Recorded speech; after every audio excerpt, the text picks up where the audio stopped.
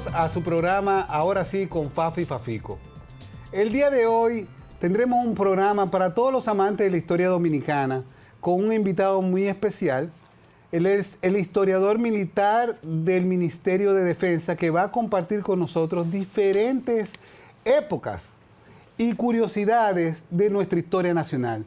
Creo que va a ser muy interesante compartir aquí la visión también militar de muchos acontecimientos que pasaron en las últimas décadas con gente que también participaron en esos mismos acontecimientos, tal vez desde otras banderas. La sociedad dominicana lleva ya desde hace más de 50 años trabajando nuestro pasado, reencontrándonos, buscando los puntos en común, porque la importancia de la historia es innegable, Fafa. ¿Qué tú dices sobre eso? Que la historia es un reflejo, no una guía. Usted tiene que conocer la historia, pero su desafío es la actualidad y el porvenir. Ahora que la tecnología está donde está, usted no puede ignorar el pasado. Por ejemplo, el origen de este país que hemos tenido, pero ¿qué cosas del pasado pueden ser? Los valores. Los valores del pasado son los que tienen permanencia. La lucha por la libertad, por el respeto a las cosas. Usted puede tener una idea de todos los sacrificios, pero va a retener de que ha habido una persistente lucha por valores y por una convivencia.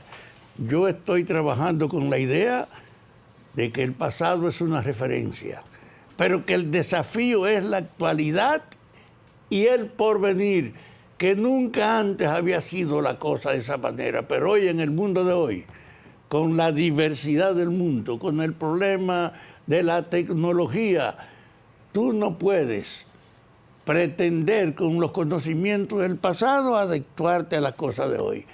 Insisto, el pasado es una referencia, pero el desafío es la actualidad. Los análisis sobre la historia pueden ser diversos. E inclusive, volviendo a que Fafa y yo somos liceístas, discrepamos en temas y en percepciones sobre la historia. Pero en lo que coincidimos es que las luchas han sido el motor del progreso de nuestro país. Y que hemos tenido muchas contraluchas también que han llevado al país a retroceso o que no han costado más llegar a nuestro Estado democrático. Antes de pasar a nuestro invitado en el próximo bloque, queríamos darle las noticias que siempre pasamos. Y yo creo que una de las más interesantes, para no empezar como promoviendo exageradamente, yo creo que vamos a empezar con la palabra de la ministra Farideh Raful cuando dice: cada homicidio sigue siendo una tragedia. ¿Por qué dice Farideh esto? Porque está dando las cifras de enero de este año en homicidios y crímenes. Y déjenme decirles que cerró con la tasa de homicidios más bajas en años, 8.42 por cada 100.000 habitantes. Eso es un logro histórico. ¿Pero por qué se ha logrado eso? Bueno, los que conocieron a Farideh en su labor aquí en la capital, saben que una de sus mayores bases de apoyo no era solo en las redes donde vivían atacándola, sino que Farideh vivía en las comunidades que representaba y atendió los problemas de las comunidades que representaba. Se hizo amiga de todos los clubes de vecinos. Entonces, parte de toda esa ganancia que ella tuvo, todo ese intercambio con la sociedad civil, ella lo está implementando dentro de los planes del Ministerio de Policía. Porque sin la cooperación tuya no hacemos nada. La seguridad es una responsabilidad de todos. Señores, quédense con nosotros, que viene un programa muy especial para los que quieren conocer de su país y nuestro futuro.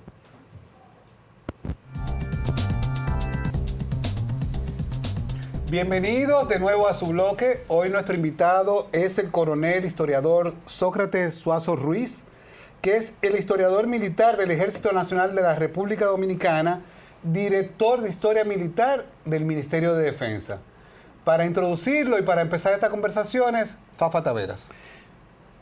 El tema es de sumo interés y a mí me complace mucho tener aquí a un hombre activo en las Fuerzas Armadas, porque en la fundación de la República y en todo el proceso la única institución inalterable es la de que garantiza el control político, que son las Fuerzas Armadas, la única continuidad.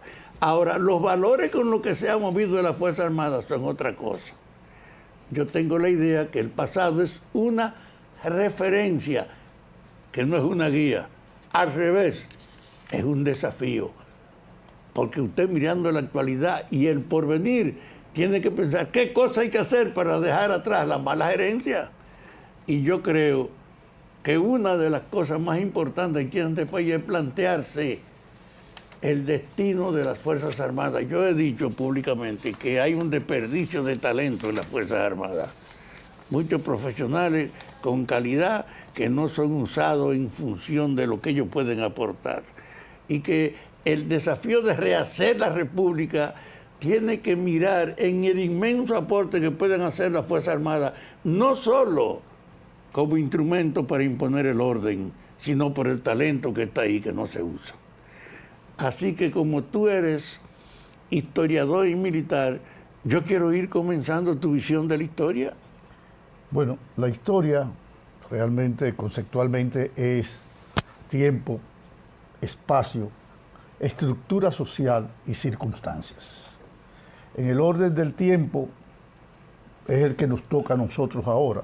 Miramos hacia atrás como el dios Jano romano, de enero, por eso el nombre de... Januari. Exacto. Miramos el pasado para enfrentarnos al presente y construir el futuro. No para buscar guía en el recuerdo, sino referencia. No, referencia, porque nosotros tenemos, lo que va a guiar a los hombres, a los seres humanos, son los valores. Tú hiciste una introducción formidable referente a ese presente que siempre estará normado por los valores. Es el viejo dilema entre Heráclito y Aristóteles. O sea, mientras uno dice, todo cambia, nadie se baña en el mismo río dos veces, el otro dice, sí, todo cambia, pero hay cosas que se mantienen vigentes, inalterables, que son los valores. Los valores, por eso en el concepto griego de la ética es contrario al ego. La ética es la norma para servir a los demás, para transformar a la sociedad, para aportar el bien, porque todos los valores conducen al mejoramiento de la sociedad. Y ahí está el hecho de que la memoria y la referencia es una guía, pero actualizar los valores, tú guiarte hoy por una guía del valor de hace 100 años es una cosa diferente, pero la guía actual permanente son los valores. En la esencia, permanecen vigentes. Yo, por ejemplo, soy un apasionado, yo soy un duartista. Y cuando digo que soy duartista, hago una diferencia con los que dicen que son duartianos. Claro. Yo soy un duartista porque yo tengo el mismo concepto de la filosofía, tengo el mismo concepto de la Constitución y tengo el mismo concepto de la política de Juan Pablo Duarte. Y tengo, naturalmente, trato de imitarlo en su integridad, en su honestidad, en su lealtad. Y, naturalmente, Duarte fue un dominicano de la modernidad de su época. Un hombre que entra a la política, ha sido del proyecto de educar, de alfabetizar, en una sociedad que entonces tenía un 96, un 97% de analfabetismo. Pero además es tan moderno Duarte que te construye la patria sobre un escenario de teatro. El aporte que él hizo sigue vigente. Es permanente. Es permanente. Y ahí hay que, usando la integridad de él, porque es cierto lo que tú dices, un hombre abnegado, que se consagró, que no usó su cargo para bastión personal, porque la primera vez que fue a una misión y le dieron un dinerito, trajo una lista de sus gastos y lo devolvió. Entonces, ese es un valor que hay que recuperarlo de Duarte. Un funcionario no puede pasar por alto que decida de una conducta como ese sentido duartiano. Correcto. Es decir, yo soy partidario de coger los valores de ayer para uno nutrir los esfuerzos de hoy. Sí, pero yo le decía a Fafico ayer, en el encuentro que tuvimos, que yo admiro, hay 4 personas, digo, hay más, pero yo lo digo como paradigmas, ¿verdad? Que es Juan Pablo Duarte en el siglo XIX, Juan Pablo Duarte Francisco Ulises Espaillá Quiñones y Francisco Gregorio Villiri Aristi. En el siglo XX, Juan Bosch. Entonces, porque el ejemplo que dan es de un nivel de integridad y de honestidad, que oyendo previo a empezar el programa a un joven que me condujo hasta acá, que es cineasta, que está en el... yo planteo que esos valores hay que insertarlos en una estrategia nacional de cultura de defensa en las redes, en la inteligencia artificial, para promover lo que es la dominicanidad, el dominicano cabal. Todo lo que tú has mencionado a los personajes, lo tumbaron en el gobierno. Lo tumbaron, son 7 mesinos, le decía yo a Fafico ayer. Que esa era la característica de que las cosas que no los dejaban terminar. No, pero los valores que ellos movieron siguen vigentes. Siguen vigentes. Y hay que juzgarse. Y ahora también yo quisiera decir algo. Hay un problema con la identidad. Tú estás hablando con la identidad. Pero ahora estamos en la época del culto a la ignorancia. El culto a la ignorancia que pretende que las cosas o los prejuicios o las ideas que la gente tiene se van a convertir en verdad porque tú lo repites 40,000 veces en X, en Instagram o en cualquier sitio. Pero la verdad sigue siendo la verdad. Entonces ahí tenemos un problema con nuestra identidad porque ahora hay una negación de parte de lo que compone el dominicano. Y Duarte tenía muy claro de qué era la composición social del dominicano. Correcto. ¿Cómo era que decía Duarte sobre eso? ¿Qué decía de lo que somos los dominicanos? Sí, o sea, Duarte tenía una fe que movía montañas en el dominicano. Por eso Duarte apostó siempre por la independencia pura y simple.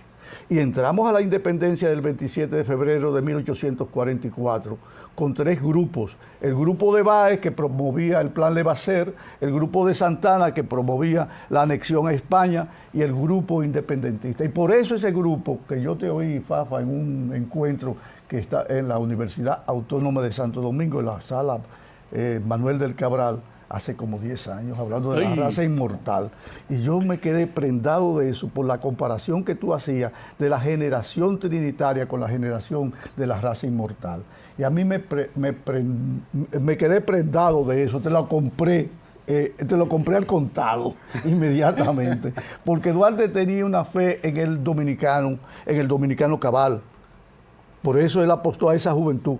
Y déjame decirte, es que Duarte es tan revolucionario, Duarte es tan vanguardista, que provocó la participación de la mujer en el proceso político y social de la independencia. En una etapa de total exclusión. Total exclusión total, de una invisibilidad total de la mujer. Y entonces tú vas a encontrar mujeres del nivel de María Trinidad Sánchez, para mencionarte a una, o a Concepción Bora, o a la misma Rosa Duarte, que Rosa Duarte es una prócer por su propio medio. Es una estrella. Yo pienso que el vigor de Rosa Duarte era superior a Juan Pablo. El hecho real es que esa visión de evaluar el significado de las acciones te hace que tu compromiso es recuperar lo que tú crees que es positivo y que está pendiente de movilización para convertirlo en una realidad de hoy. Correcto. Como tú dices, Duarte rompió la diferencia entre varones y hembras y dio un aporte para la igualdad en el trato de varones y hembras, que se mantuvo bajo todos los otros síntomas ignorados. Duarte es un hombre en la gestión de la administración, cuando siendo el padre de la patria real, entrega la nota de lo que le entregaron a él, para que no hay antecedentes, pero eso sigue siendo una guía y una referencia. Y quiero aportarte, para mí, el valor más grande de Duarte, por encima de todo, es su visión de lo que es la etnicidad dominicana. Hay un verso que él escribe a raíz de cuando renuncia a la Junta Central Gubernativa, porque la gente no sabe que esa Junta Central Gubernativa de Bobadilla, José María Caminero, que es un médico cubano, racista, promovieron que los negros de Mandinga, de los Minas, de Villaduarte, lo que es Villaduarte, participaran en la primera guerra, en las primeras batallas, la primera batalla de Azo, la primera batalla del sur. Y entonces él promovía la integración del negro en el gobierno del cual era vocal de la Junta Central Gubernativa, frente a la oposición de esa gente y frente al proyecto el plan Levasseur, él renuncia el 26 de mayo y el 9 de junio, la gente se ríe mucho cuando yo lo digo, dieron el golpe de Estado revolucionario del 9 de junio de 1844, cuando se instauró el gobierno de Francisco de Rosario Sánchez. Y es cuando él escribe un verso que dice: los blancos, morenos, cruzados, unidos marchemos y al mundo mostremos que somos hermanos. Está diciendo que hay 3 orígenes étnicos: el aborigen, el habitante originario de la isla, los españoles que llegaron y luego a través de la trata negrera. Ve la diferencia y lo unifica en el hecho que somos hermanos. Que somos hermanos. Es decir, tiene la visión de que sobre la tierra solamente existe una raza, que es la raza humana. No, pero lo terrible es que ahora nos enfrentamos a gente que quiere negar hasta nuestros orígenes o quiere valorar solamente una parte de nuestros orígenes, lo que destroza lo que hemos construido durante siglos. O sea, el tú negar que tenemos una influencia africana, aparte de que muestra una gran ignorancia, porque desconoce todo el trasiego de los esclavos al país y todo lo que pasó, es también atacar la dominicanidad. Correcto. ¿Desde cuándo, ayer conversando contigo, me sorprendía desde cuándo se está mencionando el gentilicio dominicano? Mira, 1582. Es decir, los que salíamos de Santo Domingo, puerto de Santo Domingo, ciudad primada de América, desde aquí salió Cortés, de aquí salió Pizarro, de aquí salió Vasco Núñez de Balboa, Ponce de León, salió Diego Velázquez para Cuba. De aquí salieron los grandes conquistadores, de aquí salieron los evangelizadores. Y naturalmente había una referencia, el puerto de Santo Domingo. ¿Y quiénes salían de Santo Domingo? Dominicanos, dominicos, los dominicanos. Entonces, por alteridad, por reconocimiento, nos decían dominicanos.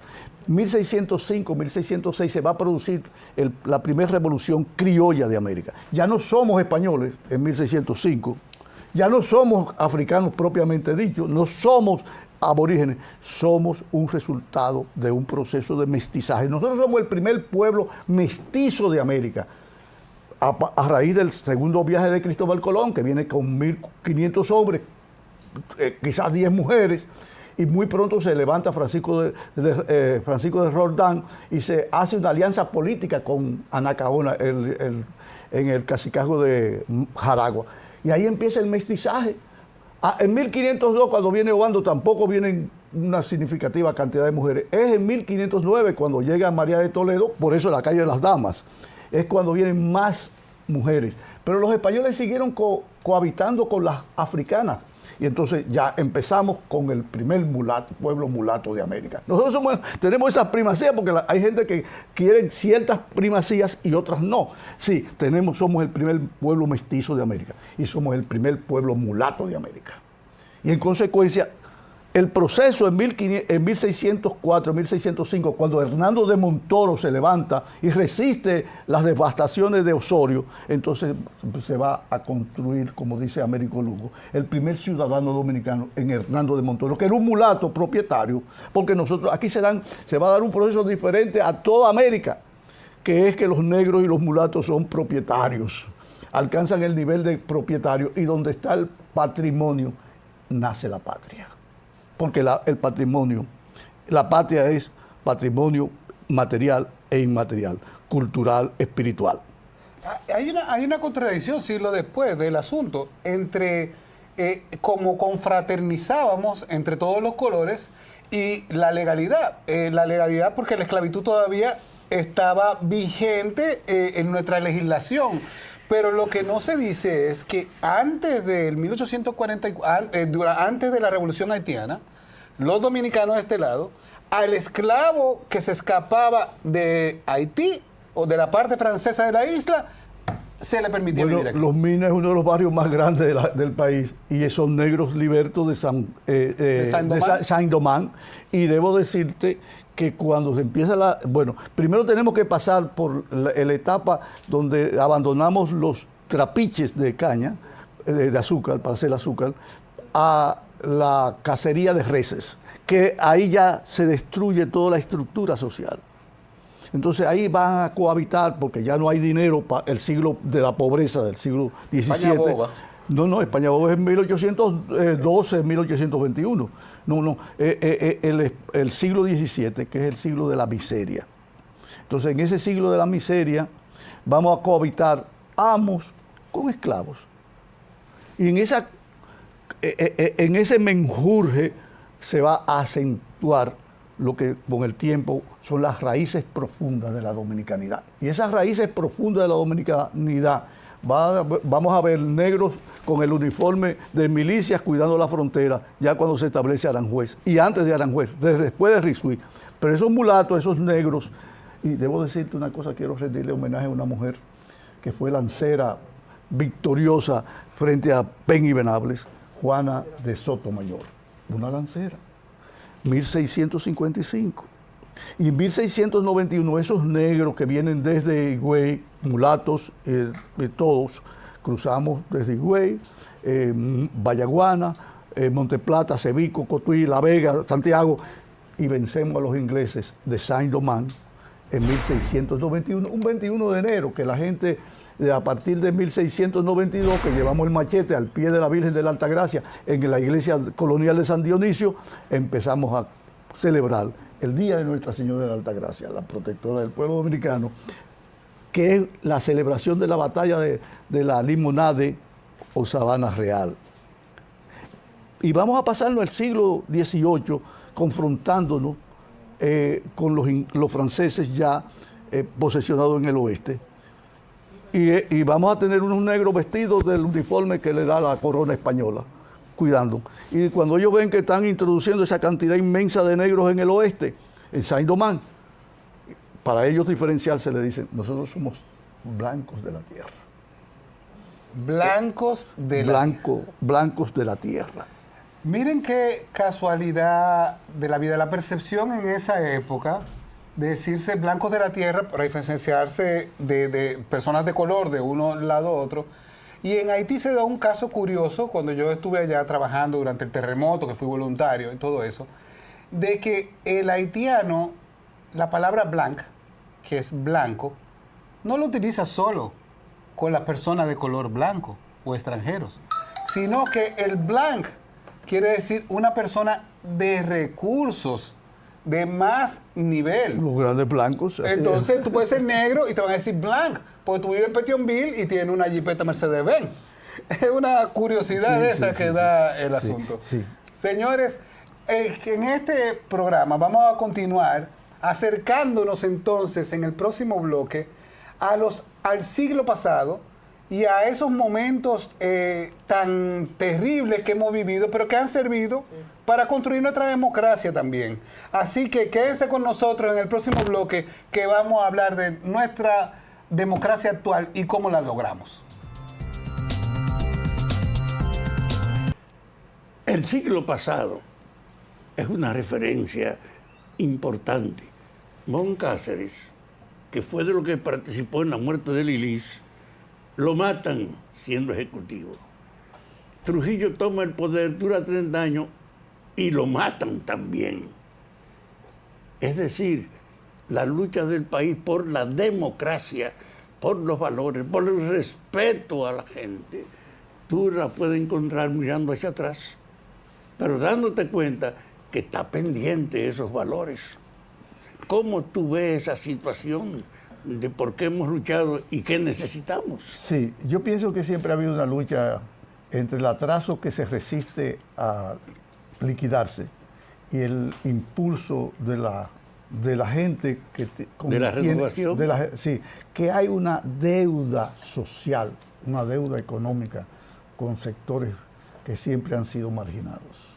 Y eso tú lo puedes encontrar en personas. Yo lo vi en los campos de Baní, ese rezago en sectores a quien nunca le tocó la civilización, ni las facilidades de educación, ni de redención económica y social, como en una sociedad que parece de castas. En consecuencia, cuando uno ve la muerte de Lilis, en la que participa Horacio Vázquez y Moncáceres, Y yo decía con Fafico ayer, era una lucha entre las recuas y el ferrocarril. Gobierno terrible de Lilis, con el que rompió Gregorio Luperón. Pero Lilis era el sargento de la guardia de guardaespaldas de Pepillo Salcedo cuando lo fusilaron en Estero Balsa. Y Lilis, Pepillo Salcedo le entregó el reloj de oro que él tenía para que se lo diera a la esposa y se lo robó. Y cuando Lilis invitó, porque Lilis participó en la Guerra de los 6 años con José María Cabral y Luna, el héroe de San Tomé, el héroe de otras hazañas históricas y de la Guerra de los 6 años contra los planes anexionistas a los Estados Unidos de Buenaventura Báez. Y entonces ya Lilis, presidente, los recibe ahí en lo que es la casa de las academias, donde está la Academia Dominicana de la Historia, en la calle Mercedes. Y él, muy solícito, baja desde el segundo piso a recibir a su viejo maestro y le dice: yo sí quiero a este viejo, pero una vez me quería matar. Y ¿de quién hablaba él? Hablaba de José María Cabral, que lo fue a visitar ya anciano. Él en la presidencia, entonces le dice José María Cabral: por amigo de lo ajeno. ¿Y cómo? No, pero es que Lili era un hombre muy inteligente, tenía manejo de las emociones. Y le dice: pero ya yo me curé de ese licio. Ya él no aspiraba a seguir robando. Bueno, pero a Lilis rompe con Luperón rompe con él por una serie de razones. Luperón es un individuo superior en todo el sentido de la palabra. Cuando uno analiza así rápidamente a Luperón, uno se da cuenta que tiene el don de la palabra. Era un orador formidable y entró como un desconocido a la guerra restauradora en la batalla de Santiago del 6 de septiembre, la gran batalla donde queman a Santiago. Y entonces sale de ahí como general. ¿Por qué? Porque leía lo que se llama operaciones psicológicas en términos militares, leía supuestos partes de guerra que llegaban, que estábamos tomando la capital, que eran falsos, pero eso se vale en la guerra. Y ese don para coaccionar a la multitud, o sea, a los combatientes, porque una cosa que tú tuviste en la guerra del 65, te das cuenta que una cosa es la disciplina militar, que tiene una cadena de mandos, y otra cosa son los civiles que tú tienes ahí, los que mataron a Oscar Santana. O sea, eso se cuela en la guerra, ese tipo de guerra de liberación nacional. Y entonces Luperón sale crecido, que va a alcanzar al ministro de Guerra y Marina, va a ser el presidente de la República, va a ser el árbitro de la Segunda República. Entonces Lilis, en ese desastre, también deja cosas, endeuda al país, y en el conflicto con el ferrocarril, los dueños de recuas, de animales de carga, los matan, entre otros elementos. Sí, exacto. Y entonces vamos a ver... Sí, la luz eléctrica y el ferrocarril fueron de final del siglo bajo Lilis. Bajo Lilis. Luz eléctrica y ferrocarril. Sí, correcto. El país fueron dos elementos totalmente superando dos aspectos de la vida dominicana. La luz, que no era ya ahora ni la cuava ni el gas. Y el telégrafo llega a Baní. Cuando la noticia de que mataron a Lilis llega a la casa de don Fabio Florentino Herrera Echavarría, el padre de los Herrera Cabral, de don Rafael Herrera Cabral, de César Herrera Cabral, y un muchachito de 9 años, que le decían Bilintonga. Tonga, hoy el Tonga es africano, lleva la noticia arriba, Baní, a 3 kilómetros, de que habían matado a Lilis por ese instrumento. Sí, señores, estamos hablando de ¿qué era el transporte de recuas? O sea, para que Fafa yo creo que lo puede explicar porque él llegó a conocerlo, llegó a verlo. Carreta, conducida por mulo, y también la organización de grupos de transporte que eran los caballos. ¿Qué eran los caballos? Es decir, las árganas, los cerones y llenos. con un país marcado por las recuas, es que Lilis piensa en dos cosas: la luz eléctrica y el ferrocarril. Sí, y tengan en cuenta que todavía pasamos por un túnel que ha sido naturalmente ampliado, que lo ampliaron en el 1971, pero ese túnel que se pasa de Santiago para Puerto Plata lo hizo Lilis. Si Lili dejó Eso una yo herencia. no recuerdo, eso no lo conocía yo. O sea, tú has sacado unos detalles de Así Lili, es. de lo del Es un reloj, personaje. lo de un Sí, no, personaje. entonces vamos a empezar el siglo XX con esa inestabilidad y con ese vacío y con esa crisis económica. Pero con Lili se abrió una cosa. Como un país, aunque estuviese tranquilo, no puede ignorar los aportes de la civilización moderna que se estaban haciendo. Definitivamente. Porque ese salto del ferrocarril después tomó forma en el país. Ahí tú te imaginas de Sánchez a Tomoca. Yo anduve mucho en el ferrocarril y yo no sé por qué Trujillo lo clausuró. Sí. Yo creo que te lo por las voy a mismas decir. razones. A Las ver. mismas razones. Trujillo lo clausura por una sociedad económica entre su cuñado Paquito Martínez Alba, El presidente del Escogido, sí, que se asocian para traer los catarey, los Max, los camiones ahí para cargar la carga, Sembrar. la caña. Entonces, también para cargar la mercancía del Cibao. Entonces, eso fue un retroceso. Claro. Porque vinimos a tener de nuevo ferrocarril o metro ahora en el año 2000. porque no tienen que ser incompatibles el camión y el tren, No. sino complementarios. No, pero es que nosotros, Fue una torpeza. en esa torpeza, en esa anteojera, que No, y hay que ver también la influencia de control también, porque, por ejemplo, los haitianos que tuvieron una lucha anti-ferrocarril también, ellos, o sea, anti-provincias, limitando la cosa, era también para mantener el poder siempre en el eje central. Entonces, eso era una manera también de control. Sí, por eso yo decía al inicio que la historia es tiempo y espacio. O sea, por eso le damos historia y geografía, pero también estructura social y circunstancias. Y las circunstancias van a jugar un papel protagónico en los grandes acontecimientos. Gente que sale de la nada, como Gregorio Luperón, se convierte en general y luego en árbitro de la Segunda República, por lo menos la mitad de la Segunda República.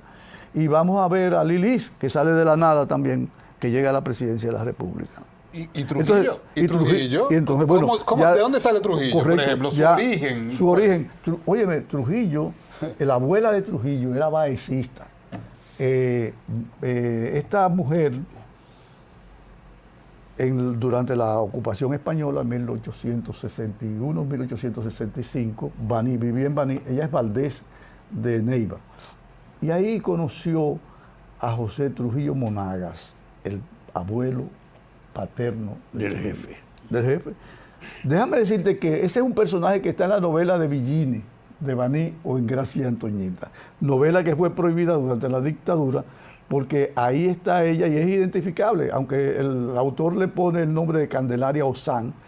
Ahí está la abuela de Trujillo, que termina viviendo en San Cristóbal porque su hijo y ella se mudan a San Cristóbal después de la desocupación española de nuestro territorio y ponen el mismo negocio que tenía en Baní, que era una especie de posada, lo pone en San Cristóbal.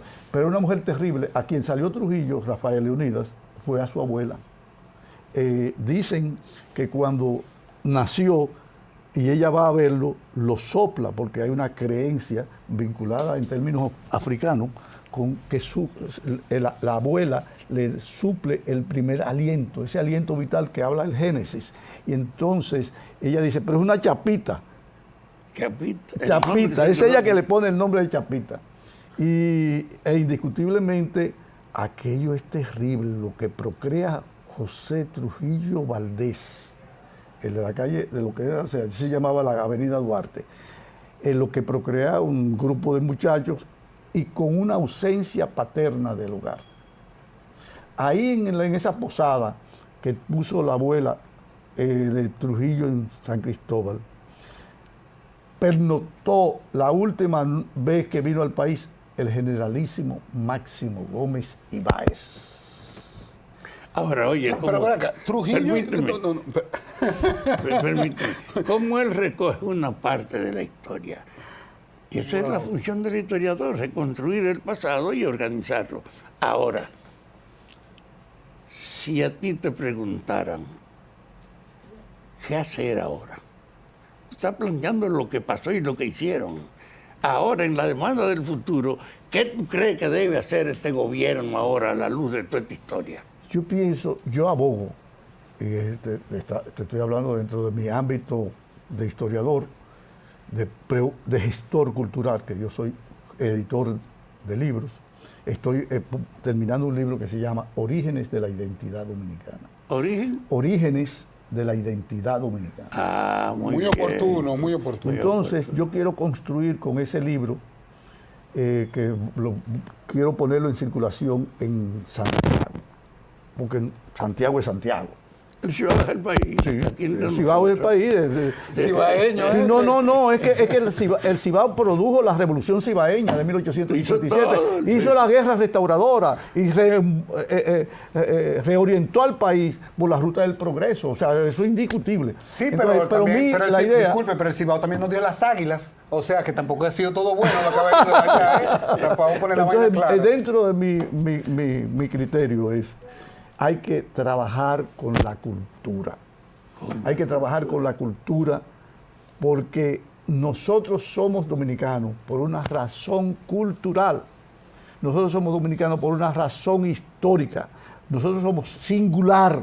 Tenemos una particularidad, tenemos una identidad, tenemos una cédula social de identificación personal que nos hace enrumbarnos por la cultura. Nosotros tenemos que establecer lo que se llama una estrategia de cultura de defensa y direccionar a través de la educación y a través de una política cultural. Para mí, ahí está la base. Es una pena que tu especialidad sobre el pasado y que no podamos hablar en la actualidad con una mentalidad de un historiador.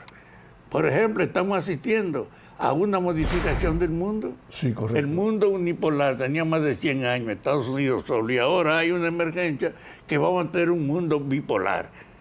Y eso va a repercutir. En ese sentido, la soberanía de los pueblos está tocada por ahora ajuste. ¿Cómo usted aprovechar a Estados Unidos y no cerrarle la puerta a lo que vienen? Es decir, a nivel de la historia, lo que está pasando ahora no tiene antecedentes. No. Esto es una novedad. Y dentro de esa novedad, entonces hay que apegarse a los valores, que es lo que más nos puede beneficiar. Correcto. Yo te comparto completamente ese Entonces, yo digo que la gente tiene que entender, por eso es que hablo, que la historia, que el pasado es una referencia, pero con el desafío de la actualidad. Podemos conocer todo lo que pasó, pero ahora, ¿qué hacemos nosotros frente a la realidad nueva que no conocíamos? Cada generación le toca un nivel de responsabilidad. Yo pienso como Duarte, como dice Duarte, debemos asumir la responsabilidad o renunciar a la idea de aparecer en el tribunal de la historia como hombres y mujeres libres, perseverantes y leales a la nación dominicana. Está muy bien. Renunciar o asumir el desafío. Exacto. Entonces, esta generación le toca la responsabilidad de darle continuidad a la nación dominicana plural, abierta, como dice Mahatma Gandhi. Yo abro las puertas y ventanas de mi casa para que entre todo el mundo, para que entre la brisa y revolotee todo, mas no permito que me derriben nada. Oiga, señores, es que esto ha sido un disfrute el tenerle aquí como invitado, que se va a repetir y que queremos, por favor, que nos dé el privilegio de cuando vaya a lanzar el libro de Santiago, venir aquí primero. Esta es una plataforma importante. Y para ser partícipe de yo quiero ese acontecimiento. Que ustedes estén en primera línea. Vamos a hacerlo en el Teatro Cibao. En el Teatro Cibao. Para allá iremos nosotros también y anunciaremos a la población la fecha y el horario para que participen en esto. Porque, señores, no hay momento más propicio para defender nuestra nacionalidad, no es lo que nos compone y lo que nos hace a nosotros ser dominicanos que ahora. Hay mucha gente que dice que nuestra cultura es débil. Señores, no dejemos avasallar por eso. Nuestra cultura está conquistando el mundo. No es tan fácil venir a decirnos que de un país que apenas no puede ni organizar la basura, van a destruir la cultura dominicana, cuando la República Dominicana ahora está en todos los más altos sitios de música de todo el mundo. Así es. Tenemos los representantes con la música urbana, como a usted le guste o no le guste, es lo que está ahora acabando por el mundo y nosotros somos uno de los mayores exponentes de eso. Y así tenemos muchísimas otras cosas. Nuestra riqueza, como tú dices, está en la cultura. Si este país empieza a abrir casas de la cultura y empieza a formar más músicos, el potencial que aquí hay, porque además toda la buena música que ha salido del Caribe es una cosa impresionante, el son, el merengue. Es la mejor materia prima de nosotros. Ahora mira una cosa, este señor ejerce sus funciones en la institución de las Fuerzas Armadas. ¿Existe en las Fuerzas Armadas alguna unidad colectiva donde los juicios tuyos o en la búsqueda de establecer las guías de la propia acción de las Fuerzas Armadas se establezcan? ¿Cuál es tu función ahí adentro? Yo soy director de historia del Ministerio de Defensa y desde ahí direccionamos la política cultural de las Fuerzas Armadas, que implica un compromiso con la sociedad, implica un extensionismo cultural e incluso estamos promoviendo que en abril vamos a inaugurar el Museo Militar Dominicano, donde yo digo que vamos a tener elementos tan distinguidos como las milicias de las cincuentenas, que a partir de las devastaciones de Osorio fueron las que protegieron el suelo patrio. Y nosotros, desde aquí... Y tienen que concluirla con la suerte del abril del 65, donde hubo una ruptura de la tradición militar. Correcto. Y en abril de 1965, nuestra última guerra patria, donde se defendió el honor nacional. Entonces nosotros hicimos en el 2003, cuando era ministro, era secretario de Estado de las Fuerzas Armadas Soto Jiménez, hicimos el seminario de la Guerra de Abril, que tú participaste y que yo incluso fui el editor del libro. En consecuencia, nosotros trabajamos con la identidad. Creo que como Duarte hizo su escuela de esgrima ahí en el patio de las Atarazanas, como promovió a través de las tertulias de la Cátedra Patriótica de 1838 a 1844, nosotros consolidamos la conciencia del soldado dominicano y hacemos eso extensivo a la población. Señores, yo creo que este ha sido un programa ideal para el mes de la patria. Gracias por participar. No, y tú dices, para el mes de la patria. Para siempre. La patria es 365 días, 12 meses y noche y día. Y con él queda pendiente solo, que no pudimos abordarlo, la función de él en esa institución militar. Porque formar en el aparato militar una conciencia nacional lo obliga a darle una motivación interna a los agentes. Perfecto. Porque sin esa motivación está el interés particular de cada uno. Y esto que estamos hablando lo llevamos a todas las escuelas militares, de los cuerpos especializados. Yo fui ahora a hablar en el cuerpo que están creando de policía migratoria y resalté los derechos humanos. Los derechos humanos. Porque es importante que triunfemos siempre por la ley. Yo creo en el imperio de la ley. Así es. Así es. Señores, muchísimas gracias por estar con nosotros. Nos vemos en el próximo programa. Gracias por su sintonía y recuerden escribirnos en las redes sociales. Ahí pueden ver en las pantallas todos nuestros datos. Hasta la próxima semana.